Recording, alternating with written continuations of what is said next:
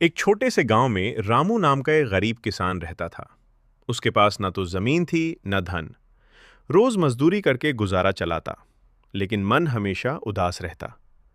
एक रात भूखे पेट लेटे हुए उसे सपना आया। सपने में एक चमकदार दीपक दिखा जो कह रहा था, मैं तेरी आत्मा का प्रकाश हूं, विश्वास रख, मैं तुझे रास्ता दिखाऊंगा। सुबह उठकर रामू ने सोचा, ये क्या था। लेकिन उसकी पत्नी सीता ने कहा, भगवान की कृपा है, जाओ नदी किनारे ध्यान करो। रामू नदी पहुंचा। वहां एक बूढ़ा साधु बैठे थे।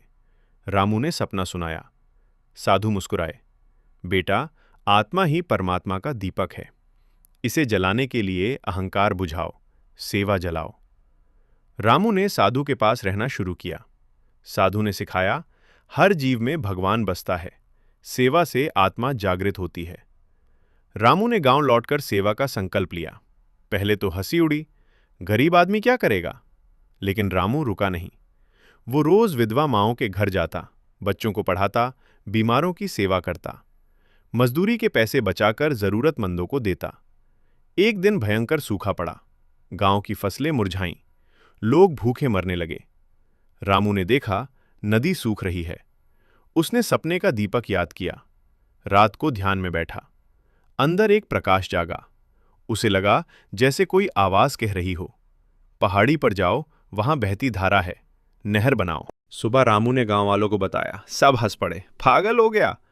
लेकिन रामू ने हार न मानी। अकेले पहाड़ चढ़ा। वहां सचमुच एक छोटी धारा बह रही थी। उसने पत्थरों से नहर बनानी शुरू की। थकान हुई, हाथ लहूलुहान हो गए। मन बोला, छोड़ दे। लेकिन आत्मा का दीपक जल रहा था। विश्वास रखो, वह चमका। 3 दिन बाद गांव वाले आए। रामू की लगन देखी, सबने मदद की। नहर तैयार हुई। पानी गांव पहुंचा। फसलें लहलहाईं। गांव समृद्ध हो गया। रामू को हीरो बना दिया। लेकिन रामू बोला, ये मेरी नहीं, आत्मा की शक्ति है। भगवान हर किसी में बसते हैं। सेवा और विश्वास से दीपक जलता है। आज रामू गांव का मुखिया है। वह रोज बच्चों को कहता, बाहरी धन क्षणिक है, अंदर का प्रकाश शाश्वत। अहंकार छोड़ो, सेवा अपनाओ, परमात्मा तुम्हारे साथ है। गांव में अब हर घर में आत्मा का दीपक जलता है। रामू की कहानी फैल गई। विश्वास की ज्योति सबके जीवन को रोशन कर रही है। संदेश, आत्मा अमर है, उसे जगाओ, दुनिया बदल दो।